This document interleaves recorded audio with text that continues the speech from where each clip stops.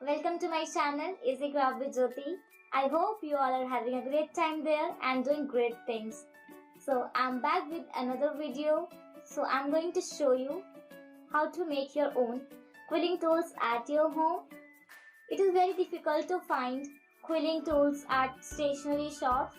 So if you want to learn how to make it, so make sure that you watch this video till the end, and if you like this video, give a thumbs up, subscribe to my channel and hit the bell icon. So without any further delay, let's get started.